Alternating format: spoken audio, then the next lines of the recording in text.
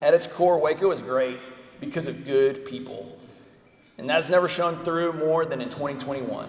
From the pandemic to the ice storm to just the day-to-day lives that we live, Wacoans are good people, rooted in timeless values like grit, integrity, and resilience. We saw this as neighbors cared for neighbors in the winter storm. But Waco is also about innovation, advancing forward with proactivity and strategy. And my hope is at the end of the presentation, you will be hopeful. Hopeful that Waco's future is bright, not only because of the city's commitment to strategic planning and proactive measures to grow our economy, but because of the stories of good people doing their best. The business of the city is a team sport, and all of you are on our team. And I couldn't be more thankful to get to serve with you.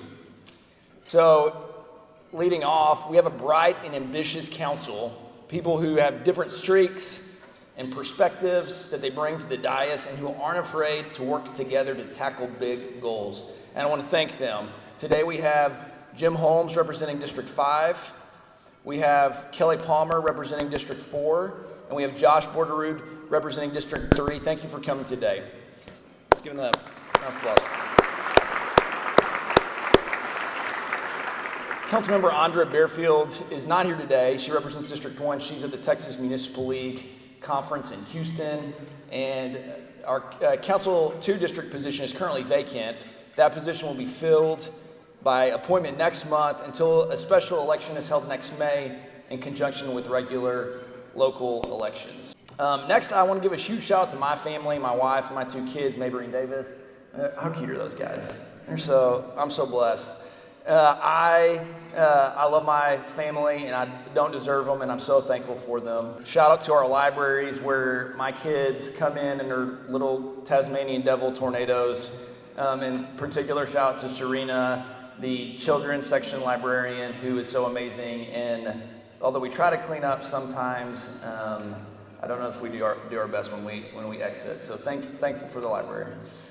Some of the people I'm most thankful for in this world are on our city staff, and I want to quickly recognize them here today. We have Bradley Ford, our city manager. We have Deidre Emerson, our deputy city manager. We have Ryan Holt, our assistant city manager. And I don't see Esmeralda Hudson. Esmeralda, are you here? Esmeralda Hudson, our city secretary. And Jennifer Ritchie, our city attorney, is at the Texas Municipal League Conference. Waco, you have a dedicated, hard-working city staff. And we have a long legacy of that, but this team is raising the bar in what it means to implement proactive and strategic plans that's going to advance our economy and our quality of life. And they work so hard. I'm so grateful for them and getting to serve with each of them. Okay, next I want to go through some city personnel updates. In his first year city manager, Bradley Ford has gotten to make several exciting new hires that really benefit our city. The first is Lisa Blackman, who is also here today. Lisa, where are you? Can you stand, please? There's Lisa over there. She just joined our Waco team as the newest assistant city manager. She oversees tourism and recreation-oriented departments and brings with her private and public sector experience. We also have our new police chief, Chief Sheryl Victorian, who joined the Waco Police Department this year after a tenured career in the Houston Police Department, bringing expertise, credibility, and a sterling reputation to Waco to ensure that Waco is a safe city and that the public and the police force have reciprocal trust.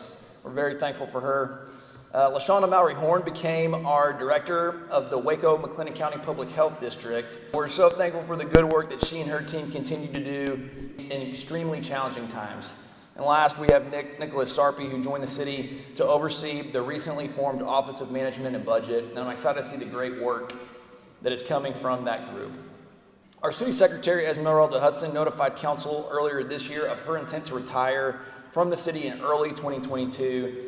And a search for that position is going to be launching soon. We're all going to miss the joy and kindness that Esmeralda brings to City Hall every day. A couple of other organizational updates. The city posted, I believe today, to hire a race equity and inclusion officer in the coming months in support of the council's strategic goal that we've had for a few years of addressing the important issue of race equity that began when Mayor Deaver discussed this subject in this very presentation.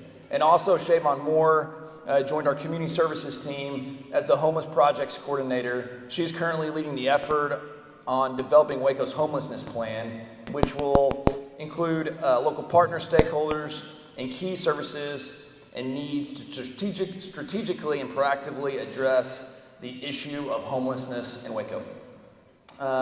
What would 2021 be without a pandemic and a historic winter storm? Let's start with COVID. I want to give a brief update on where we've been and where we are now, and where we're headed. In January, the vaccines began to be distributed, and the Waco-McLennan County Public Health District became a vaccination hub, along with many other vaccine providers here in the community. And I'm really proud of the work of our public health workers and our city team for standing up the vaccine clinic when there was such a high demand. It was a very difficult feat to accomplish, and they did it probably not perfectly, but as well as anyone else could have, and as well as anyone in the state of Texas did. So very much appreciate their efforts. To date, we have 52% of those eligible in the community have received their first dose of the vaccine, and 60% have received at least one dose. In late July and early August, as the Delta variant began to take hold in our community, we saw our hospitalization rates surge again. Hospital capacity has been one of the community's highest concerns with regards to the virus. But we're headed in the right direction and have fewer than 100 people hospitalized with COVID. And just a couple weeks ago, we had over 200 people hospitalized. So thankful we're headed in the right direction with regard to that in this time. The city worked hard, even in this latest surge, to stand up free testing again, and is continuing to communicate all things COVID, and as well as doing vaccination clinics. And we'll do mobile vaccination clinics for anyone who wants one at your civic club, church, or business. Have vaccines, will travel. Last week, the Texas Department of Emergency Management partnered with our Waco-McLennan County Health District, Office of Emergency Management, Baylor, Scott & White, and TSDC to open a regional infusion center to provide treatment to eligible COVID-19 patients. And we're excited about this because these treatments have shown to help keep patients out of the hospital. So outpatient treatments for something like this is exciting for our community. There's still a lot of work to be done, but I'd be remiss if I didn't thank our doctors, our healthcare providers. I saw Charles Williams and Philip Patterson here tonight.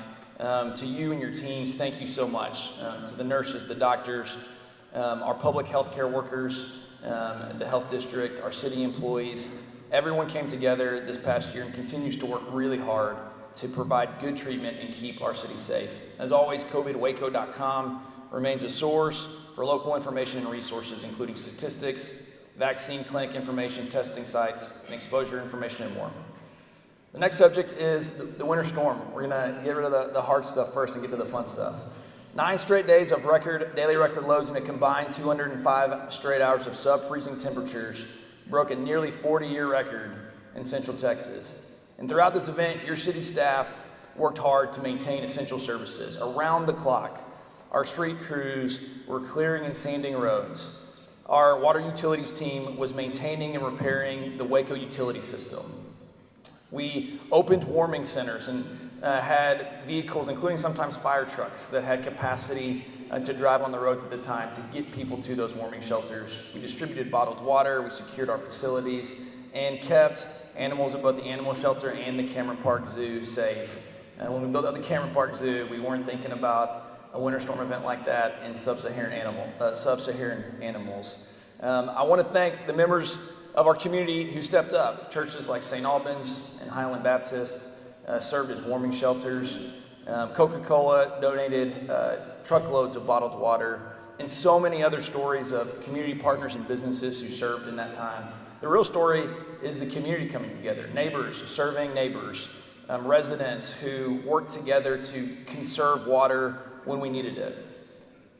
Waco, I think this is the DNA of Waco. I think this embodies what Waco is about, how we responded in that moment. Waco is one of the few cities that did not have to cut water service or issue a system-wide boil water notice. And when so many residents didn't have power, issuing a boil water notice for people who only have electric stoves would have been a real crisis.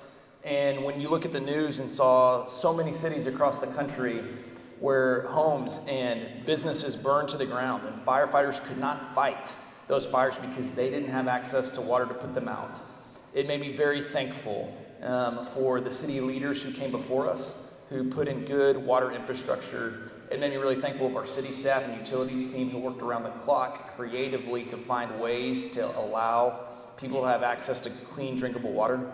and to our city, who came together to conserve when we needed it. We've drafted a after-action report that will guide our planning and preparedness measures in the months and years ahead.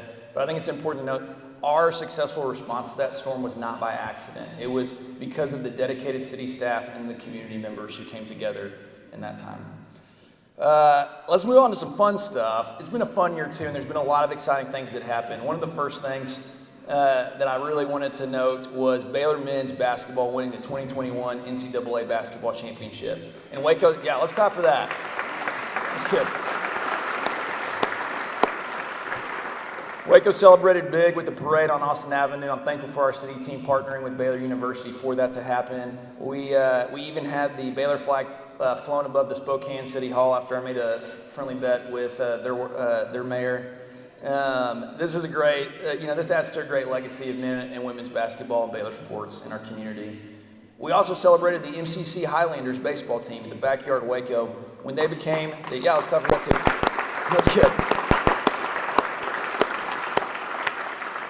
When they became the 2021 NJCAA World Champions in June, continuing a 2021 theme that Waco is the home of champions. Downtown Waco got a great facelift this summer with the arrival of Summer of Downtown, a wayfinding and placemaking project for both Waco visitors and residents, paid for by the Downtown Public Improvement District. This was an art-based project with a lot of color, to try to help people find their way around downtown, but one of the most successful parts of it was the 7th Street Plaza off of Austin Avenue that hosted many events and concerts and was a really big hit. We're planning to move forward with that as we move into the fall. Leave this plaza open as we move forward in the fall. One thing I wanted to tell y'all too that I'm really excited about is something we're going to call Wild Lights in Cameron Park Zoo, and that is this holiday season. We're going to string up a bunch of Christmas lights. In fact, some of them are already going up. If you've been to the zoo lately, you might have seen them. But we're going to have a bunch of holiday lights at Cameron Park Zoo for the Christmas and holiday season. So you can bring your families there after dark, see a bunch of fun exhibits. I'm really excited for how this is going to pan out, and it's going to be a really great way for us to celebrate. We just started our new fiscal year, and the budget that we just wrapped up is one that I'm really proud of. We worked really hard on that budget, and for the first time since 2014, council passed a tax cut less than the previous year's tax rate. The city is also set to receive a total of $34.7 million from the American Rescue Plan. $15 million of this is planned for infrastructure and resiliency projects, and $17 million will be allocated to projects that will assist households and businesses in Waco. And I forecast a lot of that will be allocated to strategically address housing issues that our community is facing. I want to talk about capital improvements and infrastructure, which is the nuts and bolts of the city. We're working strategically to build a strong future here in Waco with critical investments. In the coming fiscal year, we funded over $118 million of capital improvements, the largest single-year investment in Waco history. The CIP program will include a continued focus on streets, a renewed emphasis on parks, and of course, will include water and wastewater projects. Fire Station 6, the historic 25th Street Theater building, is nearing completion on the construction process, expected to be done in mid-November, with interior finish out just before it opens in early 2022. This completed facility will serve as a fire station, our fire admin offices, and a community meeting room. And I'm really proud of it. It really honors the legacy of the 25th Street Theater, and I think it's going to be a cornerstone project for some of the revitalization plans we have for that corridor. The I-35 project has reached a big milestone, more than $290 million spent, or more plainly said, 75% of the total contract. TxDOT anticipates substantial completion by late next year, 2022, or early 2023. Or said differently, we're almost a year out. Substantial completion means all lanes open except for landscaping, lighting, and a few finishing details. So I think we're all really excited about that project to be done. We're about to start our mall-to-mall project with construction ramping up in the early part of 2022. Economic development has been it's been a big year for economic development in Waco. We've broken some records, and Waco's on track to do that again in the next year. And this is all despite the pandemic. One stat I'm really proud of is 1,500 new jobs that pay good wages in or out to Waco, with over $500 million of new capital industrial development and investment in the community. I want to thank the Greater Waco Chamber of Commerce, McLennan County, the Waco-McLennan County Economic Development Corporation, the Waco Industrial Foundation for being great economic development partners to achieve this goal. We've all pulled together on the same team to create good jobs and good wages with good capital investment, and it's been a remarkable success, but not by accident, but years of strategic hard work. Waco is committed to working with these economic development partners and other strategic partners, including but not limited to the Syntax African American Chamber of Commerce, the Central Texas Hispanic Chamber of Commerce, and Startup Waco to continue to move our economy forward. It's been exciting to see projects take shape, like the Amazon facility that's nearing completion. Hiring for the 1,000+ jobs at good wages with full benefits in Waco will begin this month. Their starting salary is off at $18 an hour, but the conversations I've heard is that it'll be closer to $20 an hour. And their leadership indicates that they'll hire more than what they originally planned. I asked one of the senior level employees there the other day what kind of training is needed for some of the hires at this facility, and they said, we will do all the training, we just need people to show up to go to work. And so I think that it's really good to hear this, because bringing good jobs that pay good wages to Waco like this creates opportunity, and it builds a middle class. One cool statistic I wanted to point out is that earlier this year, Waco became the first metro area in Texas and the 15th in the nation to recover all jobs lost due to the pandemic. Let's just pause for a second and think about that. Yeah.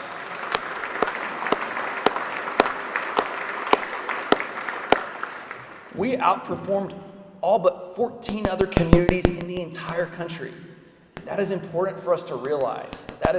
We are doing good things in our economy here to achieve that statistic. A couple of new facilities committed to Waco are the S2A Modular, a $30 million capital investment creating 200 jobs. Hustle Bean Tire Southwest, a $16 million capital investment under construction now. And Vasas, constructing a $100 million facility and creating more than 100 jobs. And Ooze and Oots North America, bringing $34 million in capital investment. More than $100 million of capital investment is also happening at the Cotton Creek Market on New Road, where we got Topgolf. I think it's a great amenity for this community, a great bellwether of where our economy is headed. Two of the biggest challenges Waco is facing right now are undoubtedly workforce and housing. And we're going to discuss housing in a moment and the demand for housing in a moment. But I want to talk about workforce. We're brainstorming on this with our educational institutions and our economic development partners, and have had recent meetings to try to address this.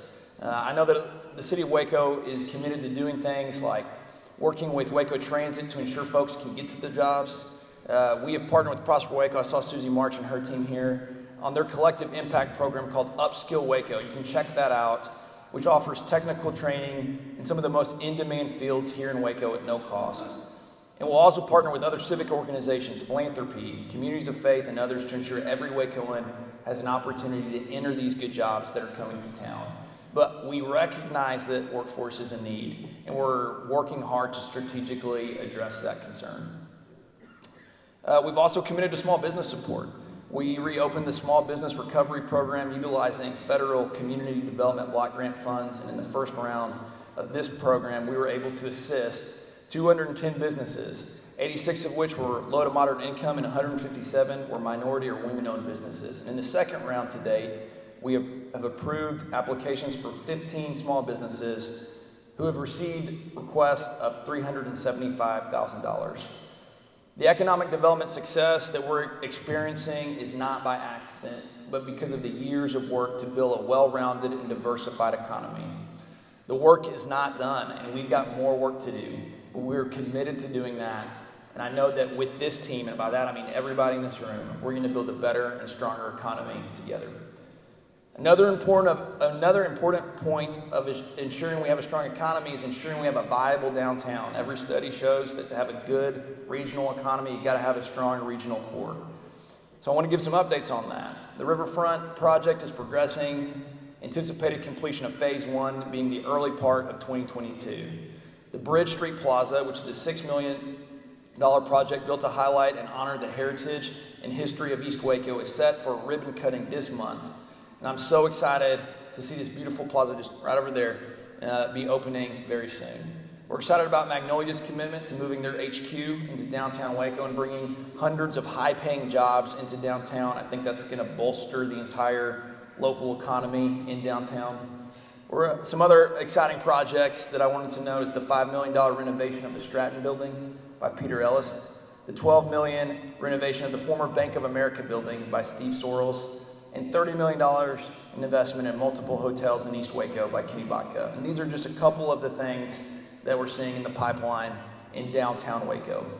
We have TIF 4 in the works. You might have seen that in the news this week. The new TIF district would be the largest in the city and targeted to cover many commercial corridors like the 25th and 26th Street corridors, LaSalle, Waco Drive, and Franklin Avenue, areas that really need to be kick-started. And this is a smart move, I believe, by the city to provide some TIF incentive for these areas in the long run because it's going to protect our own tax base.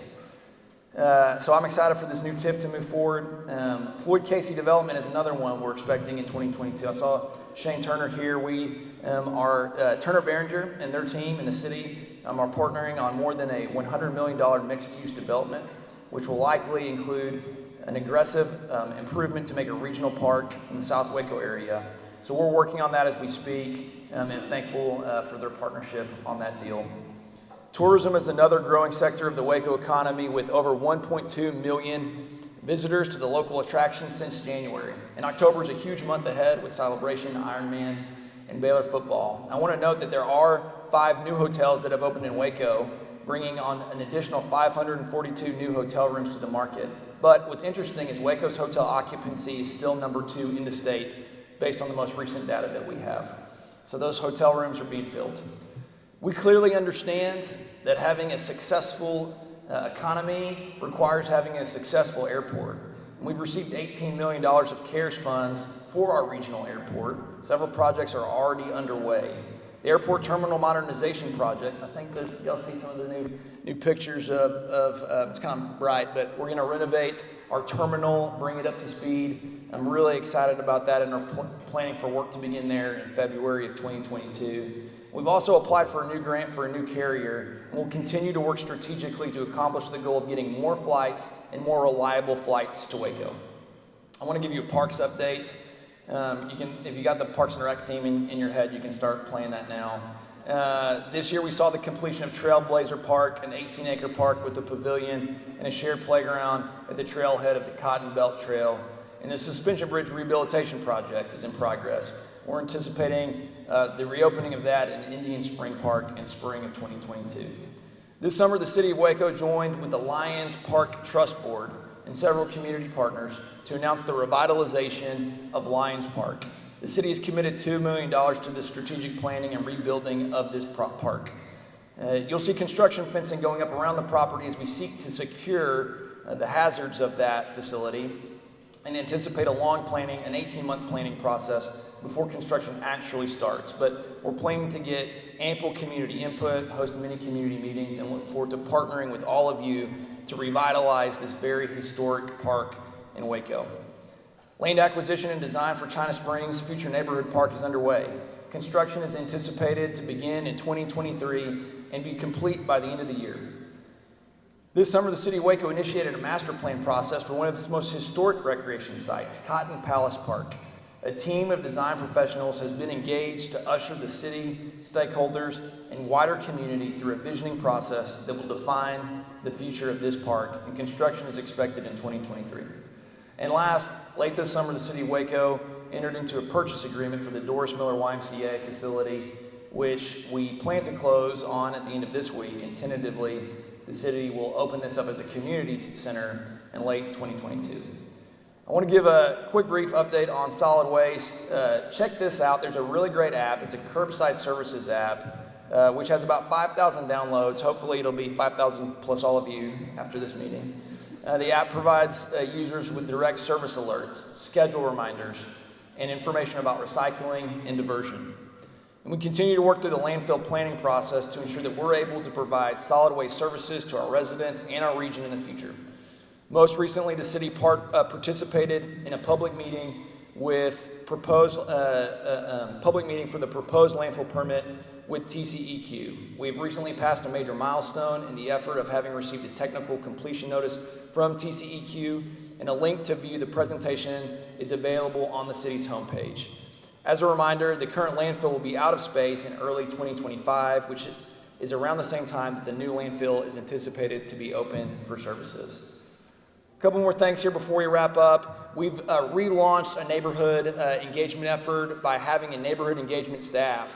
We've learned that by activating neighborhoods around the city, we can have a lower ear to the ground on needs and opportunities in specific neighborhoods throughout our community.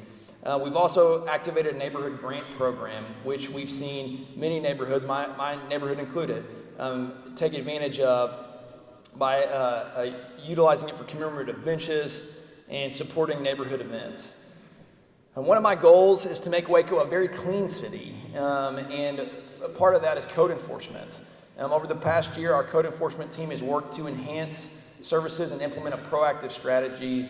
They're working closely with our housing division to accomplish that, while at the same time working with property owners to get their properties up to code. So if you're a slumlord, I'm coming for you. Also, side note on code enforcement, there's been what I would call a pandemic of graffiti in downtown Waco, and we're going to address that too. If you're the one riding bow all over downtown, I will find you. Staff and council continue the important race equity work as well. As we mentioned earlier, the data shows the disparity of outcomes in our community requires action and focus. And as I mentioned, we're hiring a race equity officer, and we will also have selected a consultant to help our city on a disparity study, which will help outline efforts and strategies that we can undertake to ensure equitable decisions on city contracts and procurement are taking place. Next, I want to talk about public safety. I want to ensure you that we are committed to making Waco a safe city, to keep Waco a safe city. We are committed to the shared goal of this year. We invested in public safety in many ways, including funding 5 new positions in fire and applying for a grant for 12 new police officers. Earlier this week, we honored the collaborative efforts of the Texas Anti-Gang Center established here in Waco. And this center, funded by the governor's office, brings together all relevant law enforcement agencies in the community. And as a result of that, there's been an arrest of 115 gang members for felony offenses, filing of 306 felony cases, 11 felony convictions to date. Their enforcement efforts have resulted in the seizure of 106 weapons in the last 4 months. We have also conducted 9 organized gang suppression operations. We're also in process of implementing our community-focused relational policing unit to bring healthy bonds of trust between our community and our police force. So I want you to hear me loud and clear. We're committed on building a safe city built on trust with our police force and our community. Initiatives we're looking forward to, just to give a quick look ahead, and then I'll wrap up and be done. The Waco housing study is set to be complete at the end of this year. As I mentioned, it is not lost on us that there are significant housing needs in our community, that the housing demand is greater than we've seen, and we're working to implement good strategies to address that for every part of our city. As I mentioned, a strategic homelessness plan is underway and expected to be complete in the coming months. The Parks and Recreation Department is engaging in a recreation strategic plan to help develop a framework to serve our community in the future. Our strategic communications audit is wrapping up. The purpose of this is to making sure that we are strategically getting you the information that you need on what's going on in our city, and we can expect some modernized strategies coming out of that soon. The LaSalle Corridor Plan was developed this year with the support of the Syntex Hispanic Chamber of Commerce, consultant CMC Strategic, and the LaSalle Corridor Strategic Planning Committee. I'm excited about the fruit that will come from that. And a corridor plan for the 25th and 26th Street has been funded for this fiscal year. Staff has also received proposals for an economic development study that will guide new strategies to drive our region's diversified economy.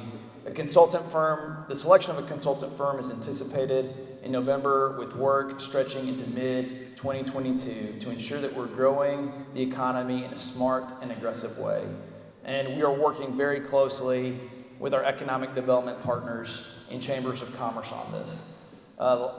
We are also have a branding plan in the budget. We really want to look to make sure that we have an updated brand and marketing strategy implemented, and we're looking forward to that as well.